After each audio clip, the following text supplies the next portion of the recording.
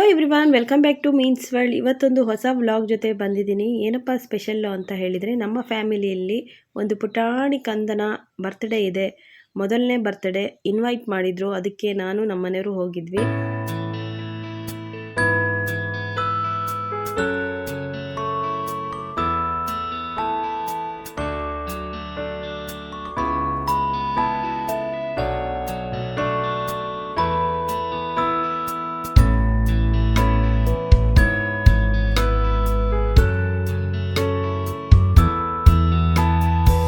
Birthday decoration ತುಂಬ beautiful ಆಗಿತ್ತು. ಇನ್ನೂ ಸೆಲೆಬ್ರೇಷನ್ಗೆ ತುಂಬ ಟೈಮ್ ಇದ್ದಿದ್ದರಿಂದ ನಾವೆಲ್ಲ ಕೂತ್ಕೊಂಡು ಮಾತಾಡ್ತಾ ಇದ್ವಿ. ಹಾಗೆ ಏನೆಲ್ಲ ಡೆಕೋರೇಷನ್ ಇದೆ ಅದನ್ನು ಕೂಡ ಎಲ್ಲ ಶೂಟ್ ಮಾಡ್ಕೊಂಡ್ವಿ. ತುಂಬ ಬ್ಯೂಟಿಫುಲ್ಲಾಗಿ ಡೆಕೋರೇಷನ್ ಆಗಿದೆ. ಬೇಬಿ ಬಾಯ್ ಆಗಿರೋದ್ರಿಂದ ಬ್ಲೂ ಮತ್ತು ವೈಟ್ ಕಾಂಬಿನೇಷನಿಂದ ಡೆಕೋರೇಷನ್ ತುಂಬ ಅದ್ಭುತವಾಗಿ, ಸಿಂಪಲ್ ಆಗಾದ್ರೂ ತುಂಬ ಬ್ಯೂಟಿಫುಲ್ಲಾಗಿ ಕಾಣ್ತಾ ಇತ್ತು. ನನ್ನ ರೈಟ್ ಸೈಡ್ ಕೂತಿರೋರು ಮೀರಾ ಆಂಟಿ, ಈ ಮನೆ ಓನರು, ಅವ್ರದ್ದೇ ಇದು ಮನೆ. ಈ ಮನೆಯಲ್ಲೇ ಆ ಮಗುವಿನ ಬರ್ತ್ಡೇ ಸೆಲೆಬ್ರೇಷನ್ ಮಾಡ್ತಾ ಇರೋದು. ಮೀರಾ ಆಂಟಿ ಆ ಪಾಪುಗೆ ಏನಾಗಬೇಕು ಅಂದರೆ ದಾದಿ ಆಗಬೇಕು. ಹಾಗೆ ಸೋಮಣ್ಣ ಅಂಕಲ್ಲು ದಾದಾ ಆಗಬೇಕು. ಸೋಮಣ್ಣ ಅಂಕಲಿನ ದೊಡ್ಡಣ್ಣನ ಮೊಮ್ಮಗುದೇ ಬರ್ತ್ಡೇ ನಡೀತಾ ಇರೋದು ಇಲ್ಲಿ. ಸೆಲೆಬ್ರೇಷನ್ ಅಂತೂ ತುಂಬ ಚೆನ್ನಾಗಿ ನಡೀತಾ ಇದೆ. ಹಾಗೆ ಡೆಕೋರೇಷನ್ ತುಂಬ ಚೆನ್ನಾಗಿರೋದ್ರಿಂದ ಮ್ಯಾಕ್ಸಿಮಮ್ ಫೋಟೋಸ್ಗಳನ್ನು ನಾವು ಕ್ಲಿಕ್ ಮಾಡ್ತಾ ಇದ್ದೀವಿ. ಎಷ್ಟು ಬ್ಯೂಟಿಫುಲ್ ಆಗಿದೆ ಅಂದರೆ ಸಿಂಪಲ್ಲಾಗಿ ಕಾಣ್ತಾ ಇದ್ರು ಡೆಕೋರೇಷನ್ನು. ಆ ಮನೆಗೂ ಮತ್ತು ಆ ಡೆಕೋರೇಷನಿಗೂ ಕಾಂಬಿನೇಷನ್ ತುಂಬ ಬ್ಯೂಟಿಫುಲ್ಲಾಗಿ ಮೂಡ್ ಬಂದಿದೆ.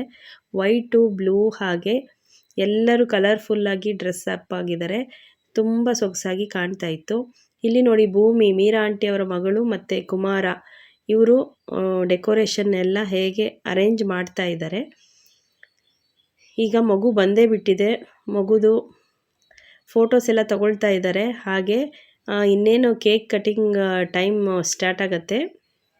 ಕೇಕ್ ಮೇಕಿಂಗ್ ನೋಡಿ ಎಷ್ಟು ಬ್ಯೂಟಿಫುಲ್ ಆಗಿದೆ ಅಂತ ಹೇಳಿದರೆ, ಮಕ್ಕಳಿಗೆ ಎಷ್ಟು ರೀತಿಯಾಗಿ ಅಟ್ರ್ಯಾಕ್ಟ್ ಆಗಬೇಕೋ ಆ ರೀತಿಯಾಗಿ ಎಲ್ಲ ಎಲಿಮೆಂಟ್ಸ್ಗಳನ್ನು ಆ್ಯಡ್ ಮಾಡಿ, ಟೆಡಿಬೇರು, ಕಾರು, ಕಲರ್ಫುಲ್ಲಾಗಿ, ಮಗು ಬಾಯ್ ಆಗಿರೋದ್ರಿಂದ ಬ್ಲೂ ಮತ್ತು ವೈಟ್ ಕಾಂಬಿನೇಷನಿಂದ ಬ್ಯೂಟಿಫುಲ್ಲಾಗಿ ಅರೇಂಜ್ ಮಾಡಿದ್ದಾರೆ.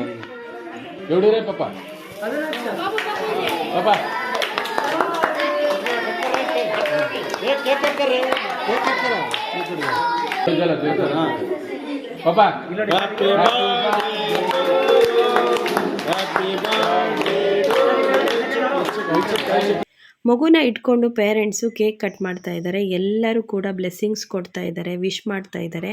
ಆ ಮಗುಗೆ ಎಲ್ಲರ ಬ್ಲೆಸ್ಸಿಂಗ್ಸ್ ಕೂಡ ಸಿಗಲಿ, ಎಲ್ಲರೂ ತುಂಬ ಖುಷಿಯಿಂದ ವಿಶ್ ಮಾಡ್ತಾ ಇದ್ದಾರೆ. ನೋಡಿ, ಆ ಪುಟಾಣಿ ಪಾಪುಗೆ ಯಾರ ದೃಷ್ಟಿ ಕೂಡ ತಾಗದೇ ಇರಲಿ, ಅಷ್ಟು ಕ್ಯೂಟಾಗಿದ್ದಾನೆ ಅವನು. ನೋಡ್ತಾ ಇದ್ದರೆ ಎಲ್ಲರೂ ನೋಡ್ತಾನೇ ಇದ್ದಾರೆ. ಹಾಗಾಗಿ ಯಾರದೇ ದೃಷ್ಟಿ ತಾಗದೇ ಇರಲಿ ಅಂತ ಹೇಳಿಬಿಟ್ಟು ನಾನು ಕೂಡ ವಿಶ್ ಮಾಡ್ಕೊಳ್ತೀನಿ. ಹಾಗೆ ಎಲ್ಲರೂ ಸೇರಿ ಆರತಿ ಮಾಡ್ತಾ ಇದ್ದೀವಿ. ಇತ್ತೀಚಿನ ಬರ್ತ್ಡೇ ಸೆಲೆಬ್ರೇಷನ್ಗಳಲ್ಲಿ ಆರತಿ ಕಾನ್ಸೆಪ್ಟ್ ಅನ್ನೋದೇ ಇರೋದಿಲ್ಲ. ಆದರೂ ಕೂಡ ನೋಡಿ, ಇವರು ಎಷ್ಟು ಚೆನ್ನಾಗಿ ಆರತಿ ಮಾಡಬೇಕು ಮಗುಗೆ. ಏನೇ ಕೇಕ್ ಕಟ್ ಮಾಡಿಸ್ಲಿ, ಯಾರೇ ವಿಶ್ ಮಾಡಲಿ, ಏನೇ ಆದರೂ ಕೂಡ ಮಗುಗೆ ಆರತಿ ಮಾಡಬೇಕು ಅನ್ನೋ ಉದ್ದೇಶಕ್ಕೋಸ್ಕರ ಎಲ್ಲರೂ ಸೇರಿ ಹೆಣ್ಮಕ್ಳು ಆರತಿ ಮಾಡ್ತಾ ಇದ್ದಾರೆ. ಇದು ಒಂಥರ ಬ್ಯೂಟಿಫುಲ್ ಆದಂತಹ ಕಾನ್ಸೆಪ್ಟು. ಯಾರೆಲ್ಲ ಅಳವಡಿಸ್ಕೊಂಡಿಲ್ಲ, ಬರೀ ಜಸ್ಟ್ ಕೇಕ್ ಕಟ್ ಮಾಡಿ ಸೆಲೆಬ್ರೇಟ್ ಮಾಡೋ ಅಂಥವ್ರು ದಯವಿಟ್ಟು ಆರತಿ ಮಾಡೋದನ್ನು ಇನ್ಮೇಲೆ ಪ್ರಾಕ್ಟೀಸ್ ಮಾಡ್ಕೊಳ್ಳಿ ಅಂತ ನಾನು ರಿಕ್ವೆಸ್ಟ್ ಮಾಡ್ತೀನಿ. ನೋಡಿ, ಇವರು ಮಗುವಿನ ದಾದಾ ದಾದಿ, ಹಾಗೆ ಇವರು ನಾನಾ ನಾನಿ, ಮಾಮ ಅನಿಸುತ್ತೆ ಅವರು. ಎಲ್ಲರೂ ಸೇರಿಬಿಟ್ಟು ಹೇಗೆ ಎಲ್ಲ ಬಂದು ಒಬ್ರೊಬ್ಬರೇ ಆಗಿ ವಿಶ್ ಮಾಡ್ತಾ ಇದ್ದಾರೆ. ಹಾಗೆ ಪಾಪುಗೆ ನೋಡಿ, Somanna uncle remote control jeep ತಂದುಬಿಟ್ಟಿದ್ದಾರೆ. ಅವನು ಇಷ್ಟು ಸಣ್ಣ ಕಂದಮ್ಮನಿಗೆ ಆ ಜೀಪ್ ಹೇಗೆ ಓಡಿಸ್ಬೇಕು ಅನ್ನೋದು ಕೂಡ ಬ್ರೈನ್ ಇದೆ. ಈಗಿನ ಮಕ್ಕಳು ಎಷ್ಟು ಶಾರ್ಪ್ ಇದ್ದಾರೆ ಅಂತ ಹೇಳಿದರೆ ಯಾರಿಗೂ ಏನು ಹೇಳ್ಕೊಡೋದೇ ಬೇಕಾಗಿಲ್ಲ. ನಾವೆಲ್ಲ ಇದು ಏನಂತ, ನಮಗೆ ಅದು ಕಾರು, ಜೀಪು, ಅದರಲ್ಲಿ ಕೂತ್ಕೊಂಡು ಡ್ರೈವ್ ಮಾಡಬೇಕು, ಇದೆಲ್ಲ ನಮ್ಮ ಮೈಂಡಲ್ಲಿ ಕೂಡ ಸುಳಿತಾ ಇರಲಿಲ್ಲ. ಅಂಥದ್ರಲ್ಲಿ ಆ ಮಗುನ ಆ ಜೀಪಲ್ಲಿ ಕೂರಿಸ್ತಾರೆ ನೋಡಿ, ಅವನು ಹೇಗೆ ಅದಕ್ಕೆ ಕೀ ಹಾಕ್ತಾನೆ, ಆಪ್ರೇಟ್ ಮಾಡಲಿಕ್ಕೆ ಹೋಗ್ತಾನೆ. ಎಷ್ಟು ಶಾರ್ಪ್ ಇರ್ತಾರೆ ಈಗಿನ ಮಕ್ಕಳು ಅಂದರೆ ಊಹಿಸ್ಕೊಳ್ಳಲಿಕ್ಕೆ ಸಾಧ್ಯ ಆಗೋದಿಲ್ಲ. ಅಷ್ಟು ಶಾರ್ಪ್ ಇರ್ತಾರೆ ಈಗಿನ ಮಕ್ಕಳು. ನೋಡ್ತಾ ಇರಿ, ಅವನು ಹೇಗೆ ಆ ಕೀ ತೊಗೊಂಡ್ಬಿಟ್ಟು ಅದಕ್ಕೆ ಆನ್ ಮಾಡಲಿಕ್ಕೆ ಹೋಗ್ತಾನೆ ಆ ಜೀಪ್ನ. ಅದು ಆ್ಯಕ್ಚುಲಿ ರಿಮೋಟ್ ಕಂಟ್ರೋಲ್ ಕಾರ್ ಅದು.